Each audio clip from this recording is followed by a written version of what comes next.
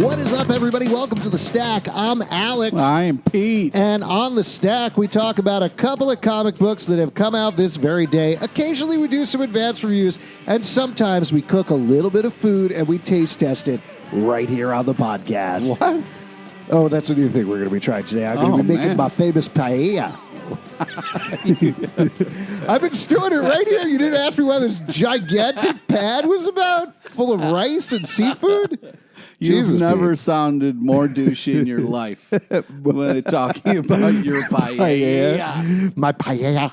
Oh, my God. A couple of items of business. We've mentioned this the past couple of episodes, but I'm going to just keep on mentioning it before we get into the reviews. First of all, we recently did some updates on our website, and I've heard from a couple of people there have occasionally been some issues depending on what app you're using.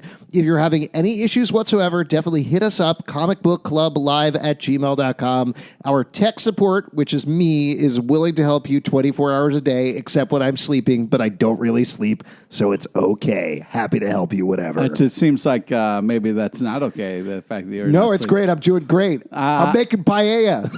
Oh, God, this paella is going to be awful. Yeah, it's a nice coffee paella that keeps you up all night. Oh, my God. Also, we post a transcript along with this episode if you want to check out a written version or pass it along. Also, if you are hearing impaired or know somebody that's hearing impaired that might be interested in our comic book reviews, you can pass them that transcript. Usually post the same time or a little bit later than the Stack episodes. And last but not least, we have a new Stack-specific feed. These episodes will still continue to roll out in the Comic Book Club live feed everywhere that fine apps are sold, but there is the Stack-specific feed as well, so check that out there if you would prefer just these Wednesday comic book reviews. And one other thing that I will mention to give you guys a little preview, we've been at the end of episodes reading the comments and questions that you guys have been leaving us on iTunes and other places.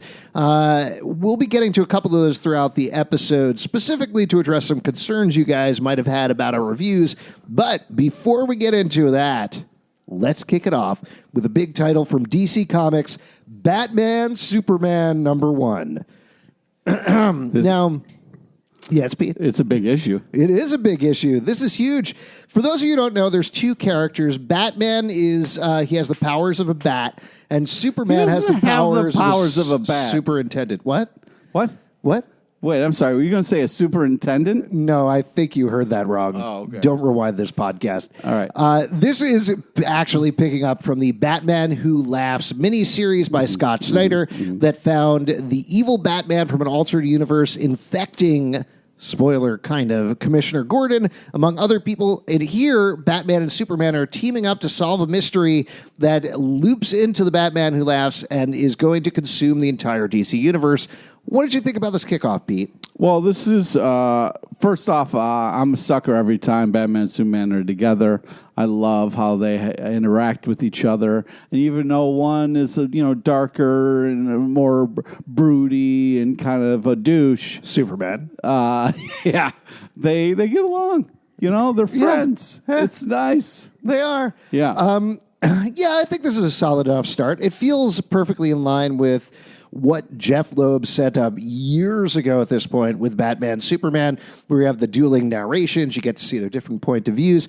We haven't seen a lot of variation in all of the Batman Superman titles since then, and I think that's kind of okay. It sort of makes sense because it was such a good, smart way of hitting this specific pairing.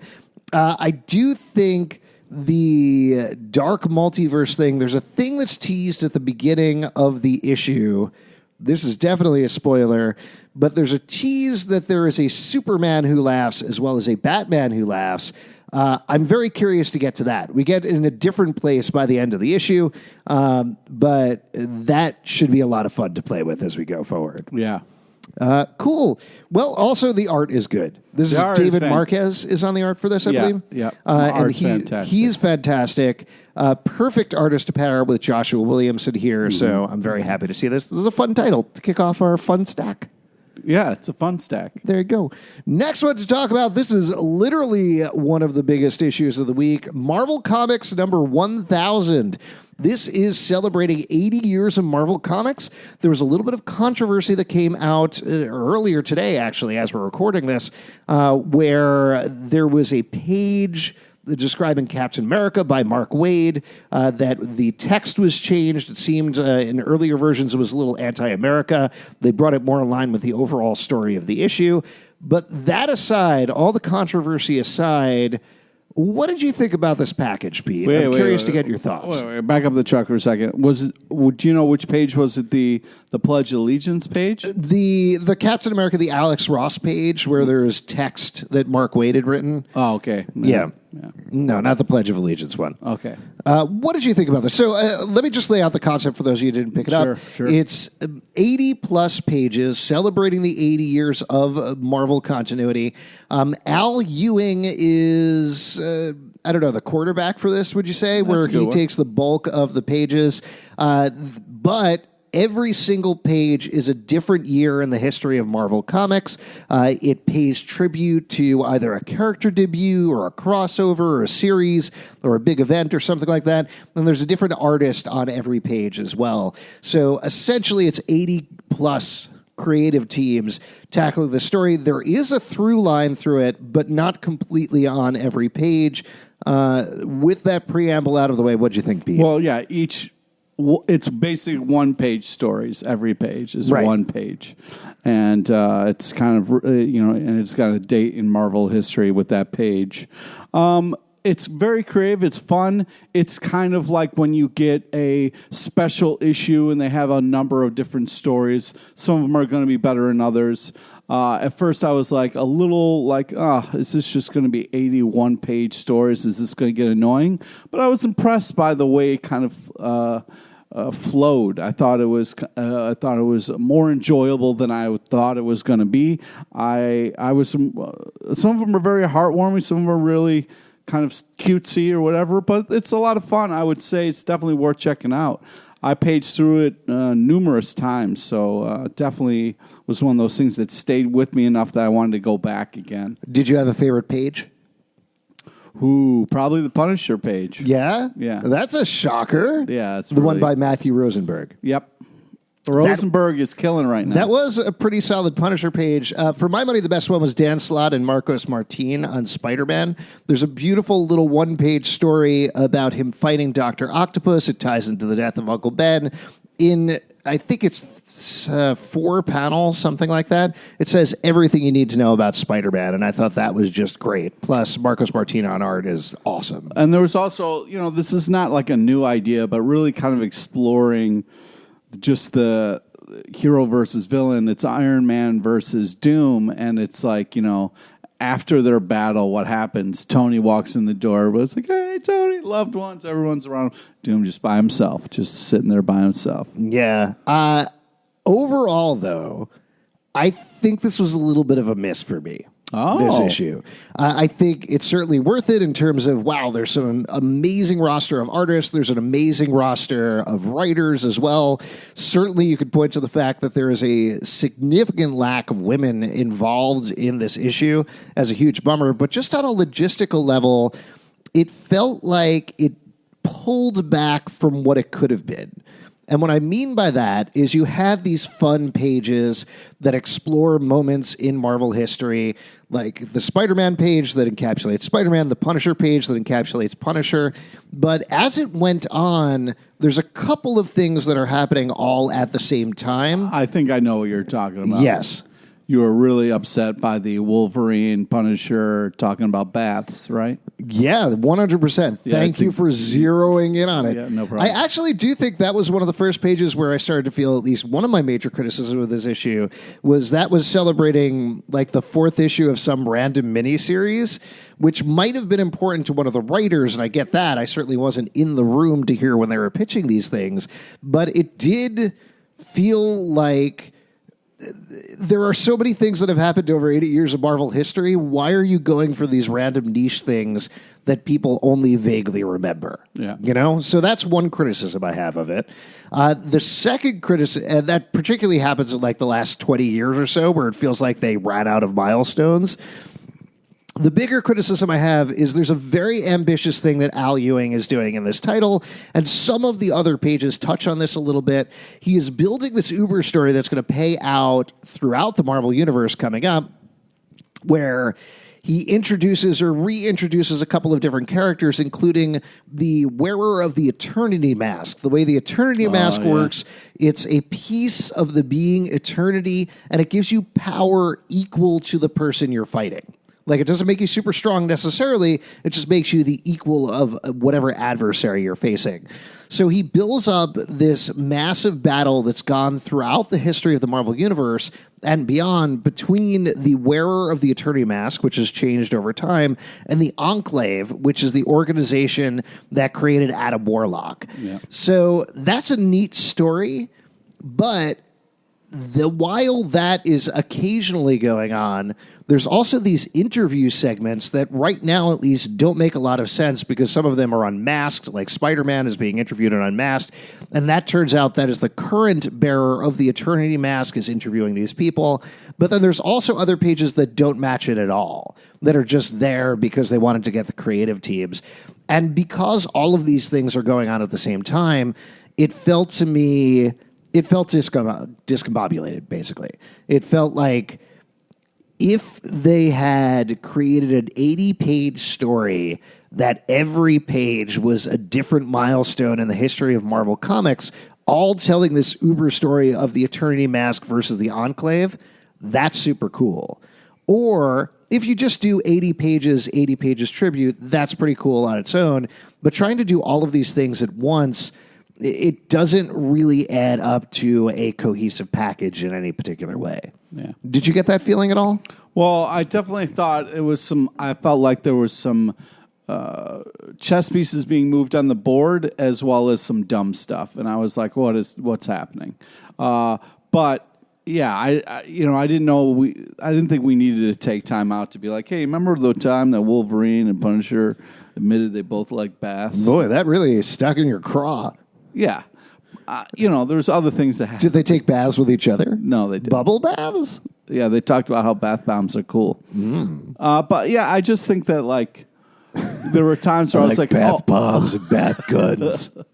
I think there were times where I was like, I see what they're doing. And then there were times where I was like, wait, what's happening here? But yeah, I mean, I thought it was a cool idea. I gave them the benefit of the doubt. Sure. It's always good when you try new things. Yep. Looking forward to reading the 90th anniversary issue as well. That was going to be so much better, dude. That's going to be great. Moving on to an Image comic book, Ascender #5. We've been loving this book. This is the sequel series to Descender, where the first series was sci-fi. This is magic with a little bit of sci-fi. There is an evil being called Mother that has taken over most of the entire galaxy with her army of fantasy creatures. Some of our characters from Descender are trying to escape from her. They're on the run. And this issue, very briefly, it looks like one of the characters dies. When that character got killed on screen, I gasped. I gasped out loud, and I think to me that is testament to how involved in these characters' lives I become. Yeah. Also, you had to wait till after the credits to see what happened. Yeah. This series is so good. The art is so good. The character work is so good. It's great. Dustin Nugent's art is just unbelievable. Dustin Wynn. Sorry. No, that's fine. Yeah, it's fantastic. Definitely pick up the series. Next one we're going to talk about, this is one of the big ones. Pete does not want to get into this, but I'm going to make him get into it anyway. We're going to talk about House of X #3. But before we talk about House of X #3, Pete, I want to read a comment from iTunes to you. Great. This is from August 21st. Sleestrax left it. Great, except for 3 stars. The guy hating on Hoxpox. He is just annoying. I get having a different opinion, but he just seems like a troll. Yeah. And then we got another comment on the website, which is a little different, but clarifies some stuff. This is from Johnny L. Wilson, left on the website. On 2 recent podcasts, I heard you guys question the name of the character Nimrod, confusing it with Doofus. I believe the character's name is a reference to the Bible character mentioned to the book of Genesis. He is listed as a mighty hunter. Maybe that hint will keep Justin from complaining. I assume he means you, Pete, not Justin. Well, we were doing a bit about the name. Yeah. I mean, nothing's going to stop Justin from complaining. Certainly. And just to read the second part of the comment, it's a little less relevant to this discussion we're about to have. The only thing I regret about listening to the cast is that my local comic shop closed down and the next closest doesn't carry most of the books that sound really interesting. I just subscribe to Comixology, except I don't enjoy comics on screen as much as I enjoy piling stacks in my basement. Johnny, thank you for that. I think you're 100% correct about Nimrod and the name there. I also agree. You're a big fan of print comics, right, Pete? Well, yeah. I mean, it's a thing. It's a real issue, especially with me, where it's like I'm old school. I like having something in my hand. I like to read it, take my time with it on the screen. It's more stressful than relaxing to me. I don't get this. Yeah, and it's hard because it's like I live in New York City, so space is really important, and I'm just being buried alive by my comic books. So, like, reading them on screen, definitely not as enjoyable, but, you know, sometimes you got to do what you got to do to stay current. But, yeah, the struggle is real, man. The struggle is real. It's, you know, the things we sacrifice for the things that we like. And, yeah, I understand what you're saying about reading things online. Some people, I think it's not a big deal, and that's great. I wish I was one of those people, but I just have such a better experience with it when I can hold it and read it that way. Sorry, I wasn't listening. I was busy stirring my paella, trying to scrape off some of the burnt rice on the bottom. But I do want to get back to the Hoxpox thing. Now, Sleestrak, first of all, I would take a little exception to giving us 3 stars, given that we have several hundred episodes of the podcast, and like 5 of them so far have had one review about a comic. But obviously you're entitled to your opinion. And I did think this was a good opportunity to talk about House of X, Powers of X / Powers of 10, because we have been going back and forth about it. And I love these series so far. Mm-hmm. They're not grabbing you, right? And I think I wanted to get a sense beyond the whole troll of it, because we certainly do err on the side of bits on the show. Yeah, I mean, we're comedians. We're trying to make this fun. That was the kind of the thing of why we started doing this. Is like, you know, sometimes panels can be super boring. We try to keep things fun and entertaining to listen to. So sometimes our bits do get away, but yeah, the feelings and stuff. You know, we have different opinions about comics, and I kind of think that's fun doing bits about it. But I, as you know, I don't like bits, and I'm always serious about everything, such as this paella that I'm making right now. Yeah. But I did actually think this was an opportunity. I am certainly curious because and I know a lot of other people, find this era of the X-Men so exciting, so well done, so well structured, but it's definitely not, beyond all the bits, grabbing you.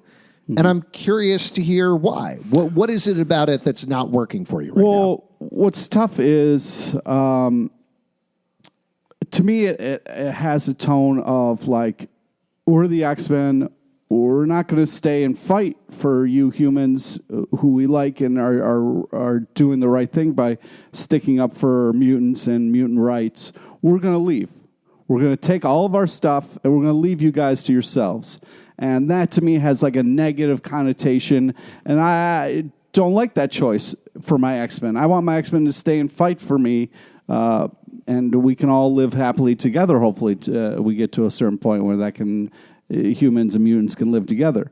But yeah, the fact that they have this plan and the humans are not being treated well, justifiably, we do awful things to mutants as well. So, like, it's this thing for me where it's like the fact that we're not trying to work it out anymore. We're saying, fuck you, we're out of here. We've got this separate plan, and we're going to give you drugs to make deals with you, is what strikes me with a negative connotation.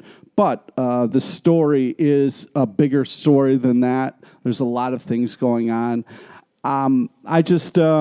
I don't like the tone that it has to it. It's this negative tone, and I also don't like to see people that I like in my comic books, Wolverine being one of them, being on this team where I don't know if they're good guys or bad guys, and I don't know who to root for, and I also don't know what's happening as far as with all the different timelines and how one lady has lived many lives, and because of that, we're doing what she wants to do. So I don't know. There's not enough answers for me to get excited about this series. This series for me is more annoying than fun because it's broken up into 3 timelines, and that's something like, I read so many comics, and comics got to make creative choices as far as how they want to tell the story. And sometimes jumping around in time is a great way to get to readers' attention right away. But sometimes that can also fall flat if you don't like what's happening in the very beginning. So for me, it's a little bit of annoying because it's 3 separate timelines happening at once. And there's a team, which I don't know if they're doing good or bad. It seems like it's not good. And then there's a dude named Nimrod. So you lose me on 3 different fronts there. So that's why it doesn't speak as well to me. Well, I think that's well said, and that those points are well taken. And I don't actually think that's beyond what you're actually supposed to be feeling at this point in time with this run. Certainly it's hit you a lot harder than, say, it has me, for example, but I think that makes a lot of sense. I mean, just to address 2 things, Johnny L. Wilson, our good friend from the website, I think addressed the Nimrod thing, which I get, but it is a biblical allusion, so that's what they're going for there. Cool. So you love the Bible. Yeah, you read it every night before you go to sleep. I got nothing wrong with the Bible. It's just if you're going to have a main character named Nimrod, I'm going to make fun of it. All right, fair enough. I do want to talk about the first thing you said, though, about being unsure what's going on with the X-Men right now. So this past weekend, we were in Philadelphia at Keystone Comic-Con. Yes, we were. I'm explaining to the people who are listening. You know where we were, Pete. Yep. So we were at Keystone Comic-Con, and while I was waiting for you guys to go out there, I was with my family, and we were like, hey, we're in a comic convention most of this time looking at, the real history, by which I mean the Infinity Stones, what's going on with Harry Potter, the Marvel Cinematic Universe, etc. Real history. Mm-hmm. But let's go look at this fake history out there in Philadelphia where we are, because we have the morning and it's very nice weather. So we walked over to the historic district, to Old Town in Philadelphia, and the first thing we walked up to was the Liberty Bell. Nice. And the way that they have it set out, if you haven't been to that probably since you were a little kid or a student or anything like that, is before you can get to the Liberty Bell, you walk through a whole museum of the history of the Liberty Bell. So you understand the weight of it. You understand why it is important as a symbol. And frankly, my daughter, the entire time we were walking over there, was singing a parody she had made up of Old Town Road called Old Cracked Bell that went, I don't know why my parents want to see this old cracked bell. It's very funny. She's a very funny kid. But we were trying to explain to her as parents, being like, no, it's not just an old cracked bell. It has all this history behind it. And I think by the time she got there, she understood it. But the thing that struck me as we were walking through it, and I was talking to her, and she was trying to wrap her mind around the history of the American Revolution, which she'd already heard, is she was asking questions about King George III. Well, wait, was he a bad guy? Why was he a bad guy? And the thing that I started to think about while I was explaining it to her was, at the time, he wasn't necessarily, right? Like, he was cracking down in terms of taxes, but if you think about it from his perspective, it's, well, this is my property. I'm keeping these colonies. These are my property. And these people who are creating this violence and rising up against me, they are the bad guys in this scenario. But ultimately, as American history, as Americans, we look at this, no, he was the bad guy. We won. We gained our independence. That was the good thing at the end. But that's always true of all points in history. It's hard to tell when you are in the thing exactly who the good guys and the bad guys are until you have that distance on it. And the reason I bring this up, I'm sure you can tell, is I think that's the point we're in right now with the story that Jonathan Hickman is telling on X-Men. That we are at the beginning of this where we talked about this on the show the other day. I think it was Abraham Reisman, our guest, brought up that there's certainly a lot of shades of Zionism, of forming the state of Israel that are going on there. And if you study that history, like I did when I was in Hebrew high school and Hebrew school, that was pretty fraught. I mean, it's still pretty fraught, but certainly at the beginning, people are like, what are you doing taking over this land. We're going to take it back from you. They're fighting. Depending on, again, what perspective you're looking at it, it's hard to tell who the good guys are, the bad guys are here. I think the thing that complicates it even more, which we've talked about on the podcast, on the stack, for the very first issue, is there's that very weird panel that kicks it off where Professor X seems to be hatching a bunch of X-Men out of Krakoa eggs and saying to me, my X-Men, which is extremely ominous. So there's this pall hanging over the entire thing right now where, to your point, I don't think we know who is good and bad. We look at the X-Men as, oh, these are the heroes we have followed.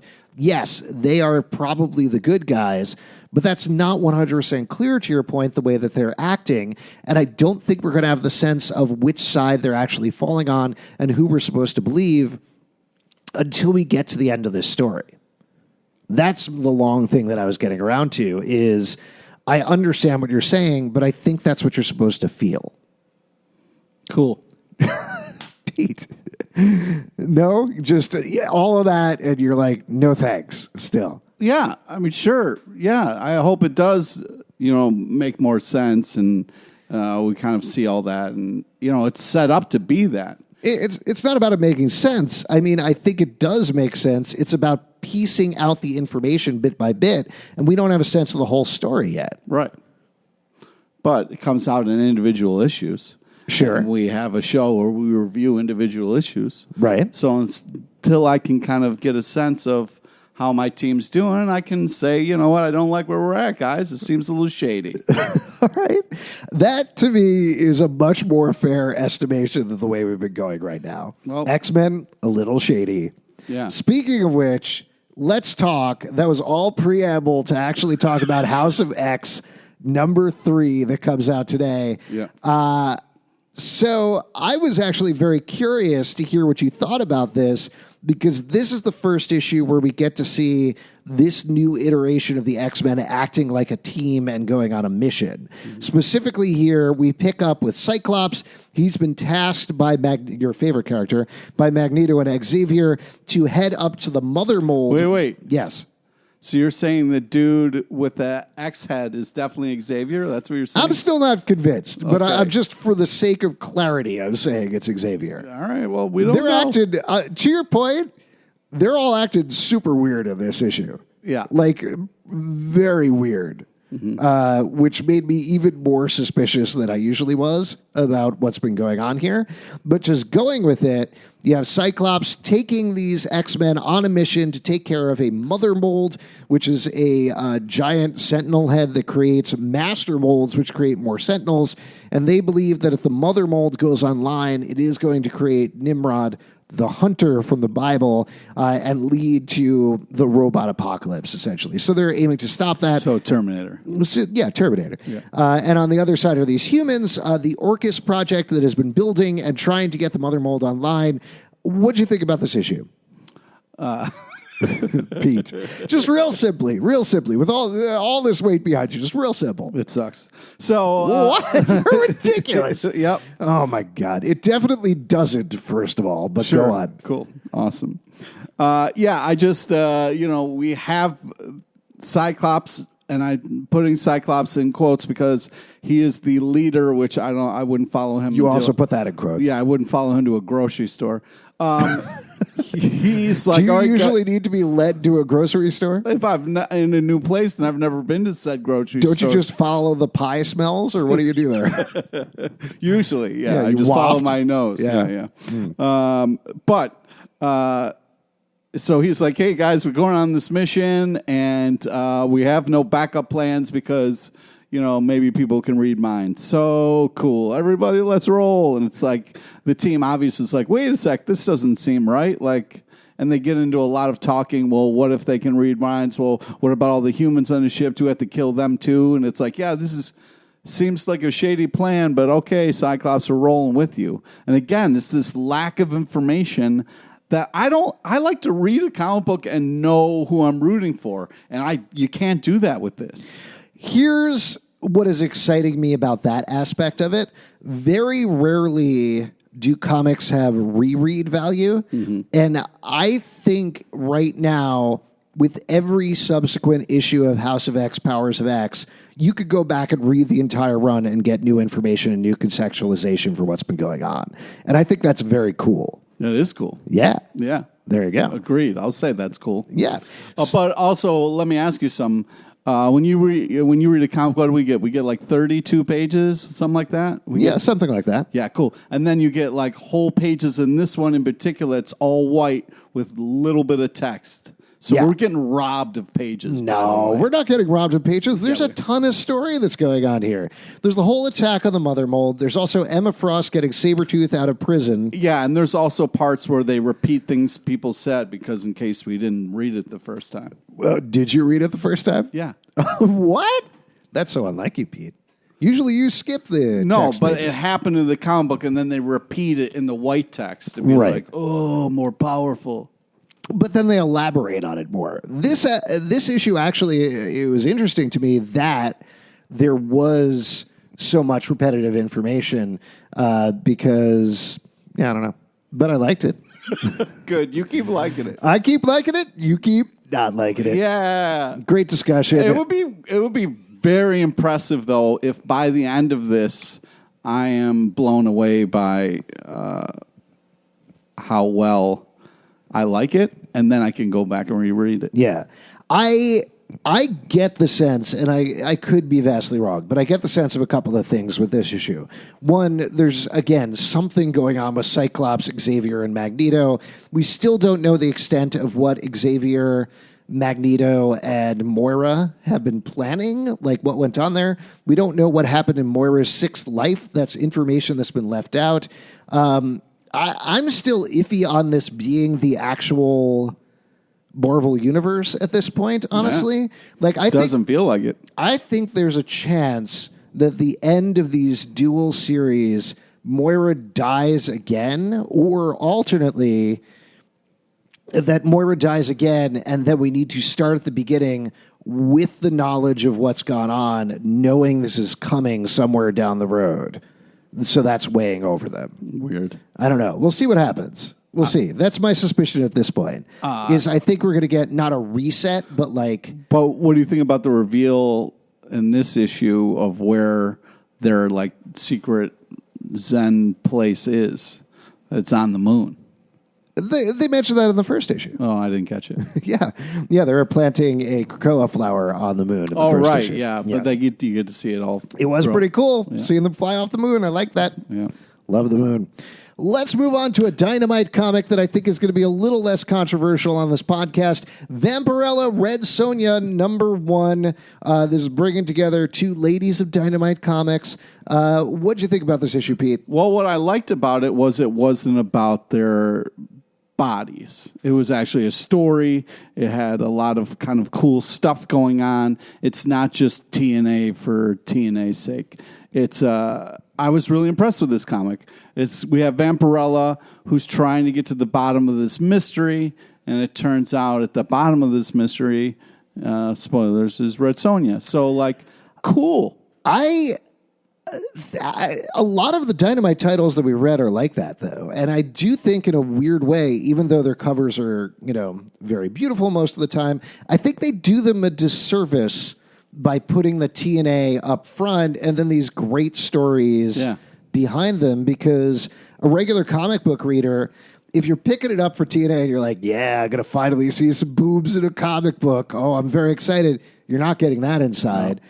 But if you're the sort of person who wants to read the story, which is about Vampirella going to Russia to investigate a mystery and trying to find a creature that is like her, also a vampire, and ultimately, spoiler, discovering Red Sonja, it's very well told. It's fun to read throughout. The art is great. It doesn't match what's going on the cover at all, and that's a bummer. I wish they would have the confidence to match it up more, Yeah. There you go. Pick that up. Moving on to a Boom Studios book, Buffy the Vampire Slayer, Chosen Ones, #1. This is basically Tales of the Slayer. They used to do that back in the Dark Horse days. This is kind of the same sort of thing, showing different Slayers throughout the ages with the new continuity that they set up with Buffy the Vampire Slayer.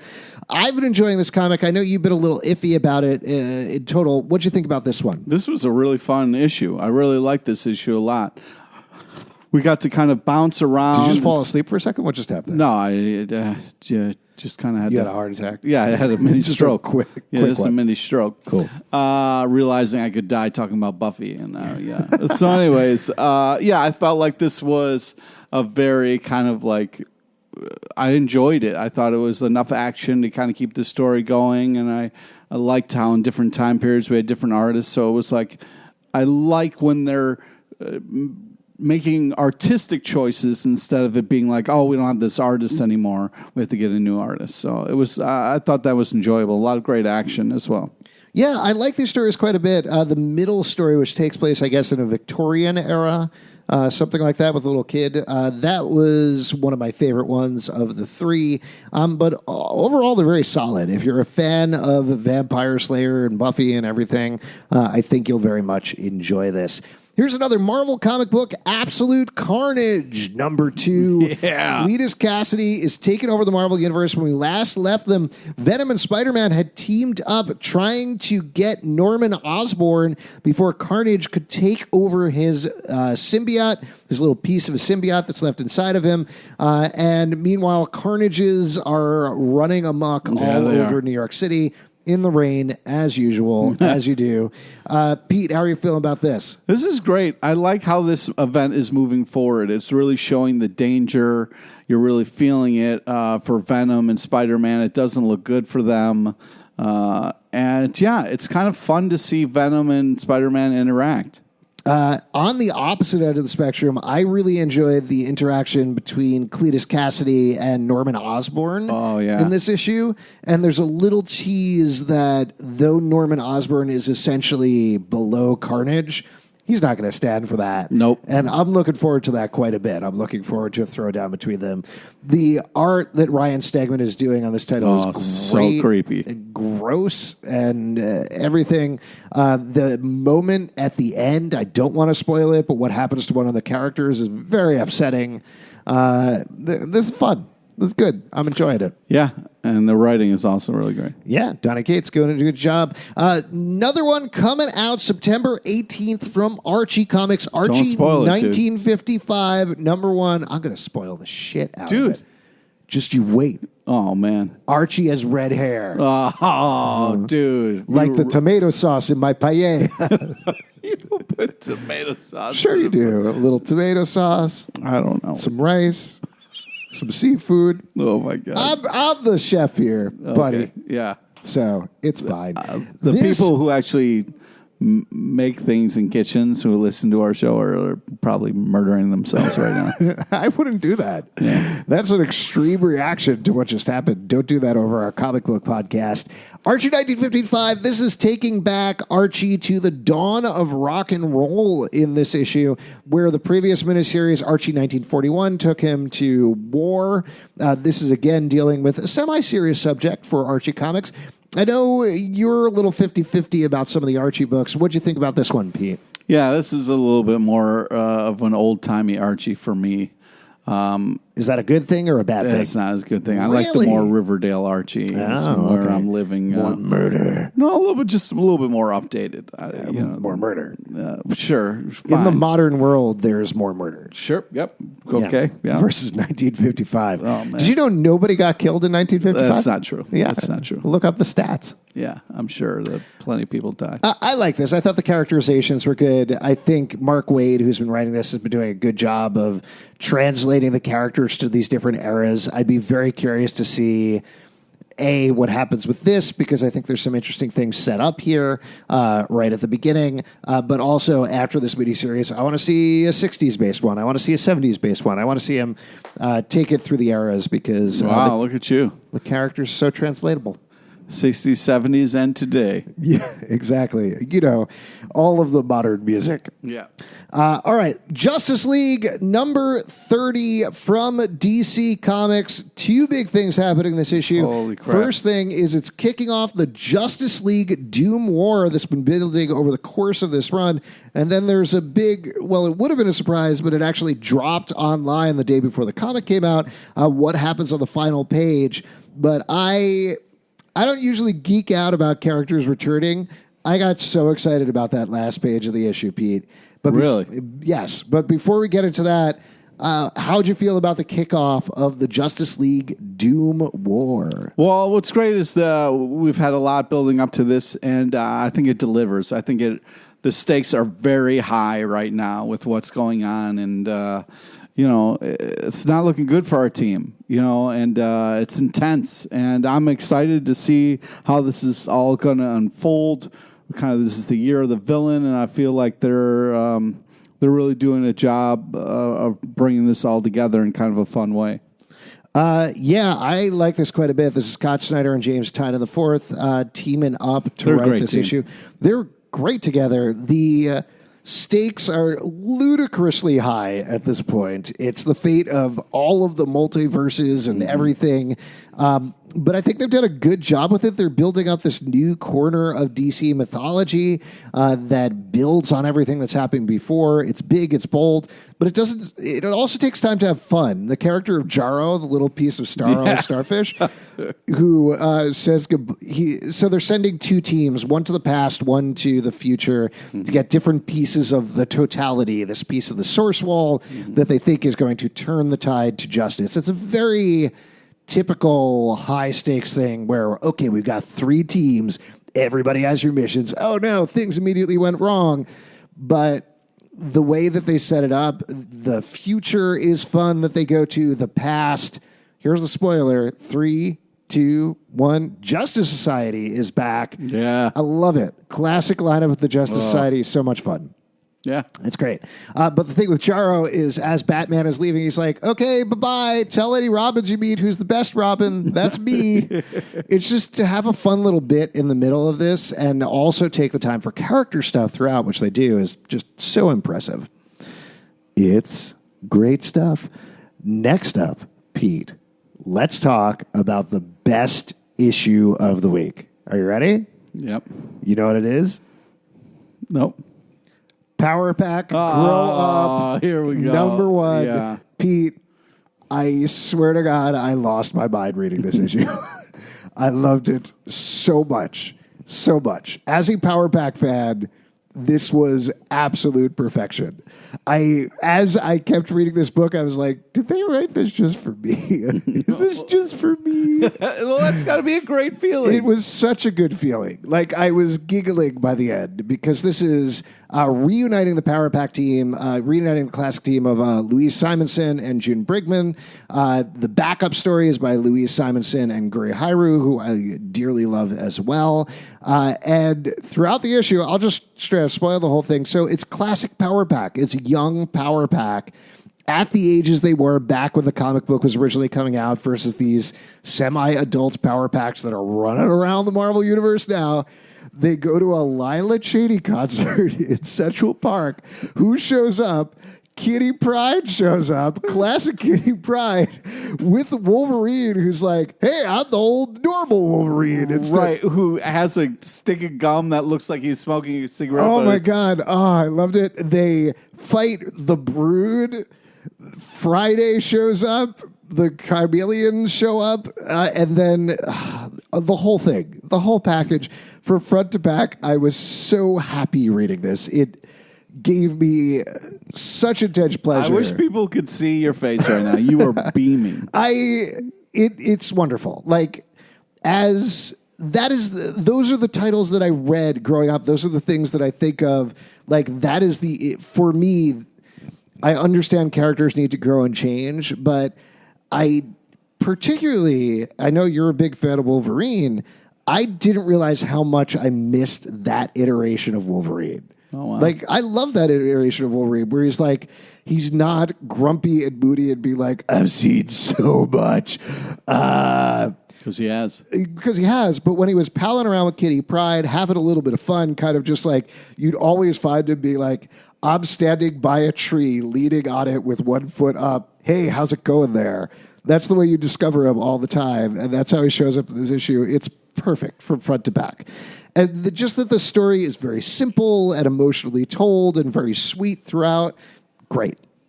Loved it. I'm so glad you had so much fun with this. Yeah. It's so great. So happy for you that they can make a comic just for you, and you loved it so much. I loved it. What did you think of it, Pete? Tell me honestly, Pete, but don't say I tried to read it like 3 or 4 times. It was just so boring. Oh, no. I was like, oh no. I was like, I'm sure this is for somebody. It's for me. It was for me.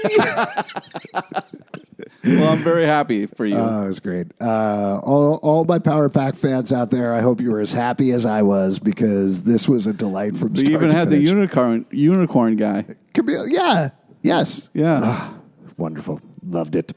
Let's move on to something that's a diametric opposite. Black Science, number 42 from Image Comics. This is the second to last issue of the title. Everything has come down to this. The multiverse has been collapsed into one quote unquote perfect universe. And of course, it all ends up destroyed in this issue. How are you feeling going into the final lap here? Well, this is great. I mean, we kind of get to see some fun action, and our main character has to do something, and now he's on the run, so it's very intense. And I've just been super impressed with this title overall. How creative it is, how dark it is, how stakes are high and also insane. It's a very, very creative book, and it's going to be sad to see it end. Yeah, I'm very curious to see how they end it, in particular because this issue actually splits things into 2 different universes, seemingly. Yep. One where everything's going wrong and one where everything is kind of staying right. Yeah. I'm a little nervous how that's going to pan out because Rick Remender has a tendency to not give his characters even anywhere close to happy endings. No, he'll kill his babies. Yeah, you think Grant McKay is like, he's going to figure it out. He's going to figure out how to save the multiverse. I don't know if he is. Yeah. I'm really not sure. I'm very nervous going into this issue, but great stuff, particularly if you're a fan of the series. Let's move on and talk about Ice Cream Man, number 14, also from Image Comics. Another totally effed up issue of this book. This one focuses on crossword puzzles. If you have been following this book, and this is absolutely one of our favorite current books on the show, this is a semi-horror anthology with some plot things that are weaved throughout about a evil, demonic ice cream man who comes into people's lives and totally screws them up like a vindictive crypt keeper. And here we get to see a couple that has a dark moment in their past who are trying to get past and deal with it in very different ways and what they encounter here. There is an emotional moment about halfway, 3/4 of the way through this issue that punched me right in the gut. Because you're a big fan of puzzles and I was like, oh, they solved it. I love it. No, there's a thing that's revealed about the couple that I don't want to spoil here, and what happened in their past that completely got me. It's so good, so well done. How'd you feel about this issue? Yeah, I mean, every single issue, you have no idea where you're going to get. The last issue, you could read it back to forth. It was like this. It was a palindrome. Yeah, and it was just really, really cool and very creative. And I was like, man, how are they going to top this? That one, they did it with the crossword. Just super creative and really fun use of panels. And I also wonder if the puzzle at the end there with all the blanks, if that's going to come into play later. Yeah, I don't know. It's hard to tell what is going to come back or not in this comic book, but that's one of the exciting things about it is, like you were saying, you open up the cover and you have no idea what you're going to get issue to issue, and that's exciting. Yeah. It's great. There's also a good guy in there, too. Yes, there is. It's not just an evil ice cream man. Yeah, there's also a cowboy. good paella man, I think is what he is. Something like that. Oh, my God. There's also, we should mention, this is not for kids. This is very violent, very disturbing at points. Yeah. But what a I would say it's comic. a horror comic. You're saying semi-horror. Like, sometimes it's not as horrific, but there always is fucked up shit happening. Yeah, that's fair. Here's another Marvel comic book, Spider-Man Life Story number 6. This is wrapping up Chip Zdarsky's run where he took Spider-Man and each issue moved him forward through the decades. This brings us up to the modern day, and we get a touch on one of Pete's favorite stories, Superior Spider-Man here. How'd you feel about the series as a whole? How'd you feel about this issue? Well, the Superior Spider-Man of it all aside. Yeah, I didn't... I don't. So you have Doc Ock trying to be a hero again in a bad way, and it's just one of those things where it's frustrating because it brings you back to a time in comics that either were like, oh, this is cool, Superior Spider-Man is great, or if you're like me, you're like, why would you rip open that wound for me to bleed from that again? So not enjoyable. But the art is great, some fun storytelling, but I did not enjoy it. I was overall really impressed with this miniseries, the way that Chip Zdarsky touched on major points from each of these different decades and made it make sense as a cohesive story over the course of the 6 issues. You know, if you compare it to, say, Marvel 1000 in the way that we were talking about that, where it wasn't exactly cohesive unless you just look at the Al Ewing pages and that's it. Here, he did find a way to make it work, did hit on the actual major touch points from each decade. I thought that was pretty neat. Yeah. I like this a lot. And Mark Bagley on art, of course, is always great. Next one to talk about from DC Comics again, Superman number 14. This isn't a huge shocker, but another team comes back towards the end here. Turns out, this is a big spoiler for this whole thing, this whole story Brian Michael Bendis has been telling, the Unity Saga. What that means is that Superman brings the family of Kal-El, the survivors of Krypton, together to confront everybody in the entire universe and say, you guys got to come together in, let's say sort of like a federation of planets type thing. And as soon as that happens, the Legion of Superheroes shows up and is like, hey guys, this is Unity Day. You did it. You created a cohesive universe. That's where we, the Legion, come from. Isn't that super cool? There's a lot going on in this comic book. Yeah. How did you feel about it? I'm curious to hear from you first. Well, first off, you got Superman.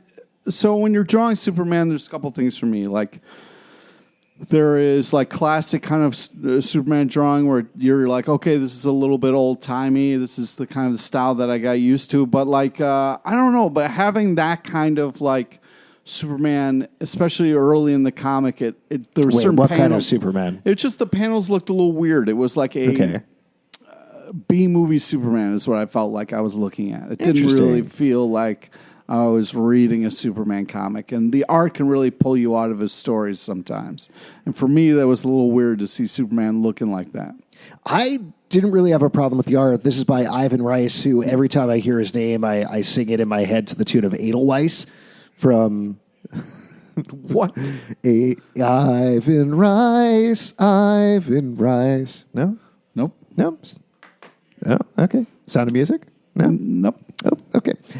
Anyway, I didn't have a problem with the art here. I had a little bit of a problem with the writing. It felt like it was trying to take on too many things and ended up feeling very super rushed because... I'm wondering if he's got something he's trying to get to and he's just trying to get through this. I'm not sure because it felt like this whole thing was just to get John Kent to the age that Superboy is when he joins the Legion of Superheroes way back in the day. So that he can join the Legion of Superheroes in the modern continuity, which is it's a long way to go for that punchline, quote unquote, you know? So there's too much of this issue that's going on, frankly, but I am happy to see the Legion back. I like the Legion. I'm curious to see Brian Michael Bendis' take on them. He writes youth characters so well. I think that'll be a lot of fun. I'm also curious to see what this title is now that he's past it, because I think ultimately he's been doing a better job with the ground level action comics than he has with the Space Set Superman title, frankly. Cool. There you go. Last one to talk about from Marvel Comics, Star Wars Age of Resistance, Poe Dameron, #1. This is by Tom Taylor. Tom Taylor on Twitter was promising some big, exciting things where he said, I couldn't believe that they let me do this, that Lucasfilm and Marvel let me do this in this title. So I was very curious to check out what it is.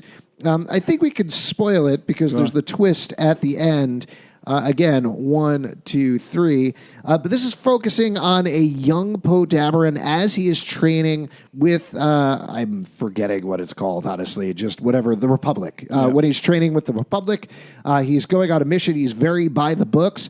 and he encounters somebody who teaches him to not quite be by the books, to be a little bit more of a cool flyboy, and encourages him to join the rebellion because the First Order is not what they seem, and the Republic is weaker than they seem. And the twist at the end is the person who encourages him to do that is Holdo. Yeah. From The Last Jedi, who he clashed with in The Last Jedi. It was like, you don't know what you're doing. Yeah. You get out of here. Who are you even, Admiral Holdo? That was a great twist. It really was. It was very cool. And it was also like, there was a lot of classic Star Wars moments where like, all right, let's go find this. Oh, this ship is just hiding like next to the ship. Classic Star Wars move. I thought this was like a cool kind of understanding about like how to kind of like be who you are and fight for what you believe in, but also be a rebel within that, you know? What I liked about Tom Taylor's writing here, I was initially a little thrown because it didn't quite sound like Poe Dameron to me. I'm so used to Charles Soule on the Poe Dameron series that he wrote, which was superb. He nailed the voice of the character with that, but it took me a little while to realize, oh, this is a younger Poe Dameron. He's not quite there yet. And you start to see how Tom Taylor worked in like little hints of his voice throughout, where he ultimately gets there by the end. I think this is great. I would love to see more of these one-shots take chances like that with continuity. Yeah. I know they can't always, but this makes it feel a little more vital for the overall franchise. Definitely does. Does. And to your point, great Star Wars book. Guys, that is it for the stack. But before we wrap up, we do actually have one more comment. This was from On the Stack podcast. This one was 5 stars. Thank you. From Sky Juggler says, okay, Logan, after listening, this is a reference to Logan, the guy who suggested we split off the comic book club and the stacked feeds. He says, okay, Logan, after listening to the most recent episode of the live show, I finally understand Logan's point. When there is an obnoxious guest on the show suffers, but that never happens on the stack. Still check out the live show. It's really great in the Father's Stack. The guests are just comic book geeks. They're not good in public.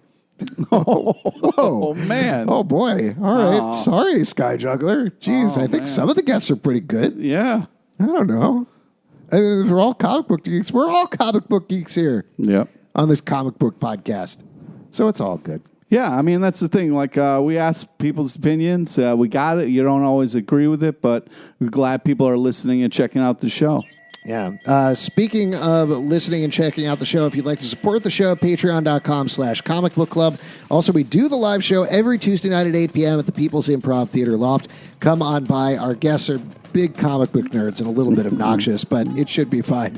Pete, what do you want to plug? Friend us on Facebook so you get to know about the amazing guests we have on our live show. Follow us on Twitter at Comic Book Live. You can subscribe iTunes, Android, Stitcher, Spotify, or the app of your choice. And I think my pie is done, Pete. Do you want a little taste? No. You want a little taste? I'll just put a little bit in your mouth. If there's just marinara in there with rice, that doesn't make sense. I put a nice marinara and a little mozzarella. Yeah, that's not paella.